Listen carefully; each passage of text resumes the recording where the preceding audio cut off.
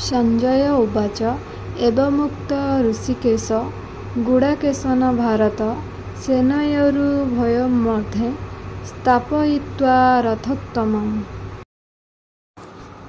एहार अर्थ हे भरत वंशोद्भव राजा धृतराष्ट्र अर्जुनଙ୍କ ଠାରୁ ଏମନ୍ତ ଶୁଣି ଭଗବାନ ଶ୍ରୀକୃଷ୍ଣ ଉତ୍ତମ ରଥକୁ ଦୁଇ ସେନା ମଧ୍ୟରେ ସ୍ଥାପନ କଲେ।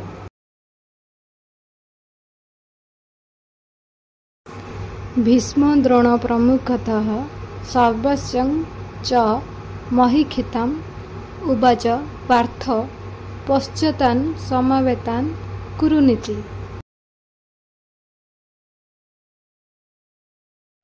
भीष्म द्रोण प्रमुखଙ୍କ सह ସମସ୍ତ ମହିପାଳଙ୍କ ସମ୍ମୁଖରେ ଦିବ୍ୟ ରଥ ସ୍ଥାପନ କରି ଶ୍ରୀକୃଷ୍ଣ କହିଲେ, ହେ ପାର୍ଥ, ଏଠାରେ ଏକତ୍ରିତ ହୋଇଥିବା କୁରୁବଂଶୀୟ ତଥା ଏମାନଙ୍କ ସହଯୋଗୀମାନଙ୍କୁ ଦେଖ। ଭିଡ଼ିଓଟି ଭଲ ଲାଗିଲେ ଲାଇକ୍ ଓ ସବସ୍କ୍ରାଇବ୍ କରିବାକୁ ଜମା ବି ଭୁଲିବେନି। ନମସ୍କାର ବନ୍ଧୁଗଣ।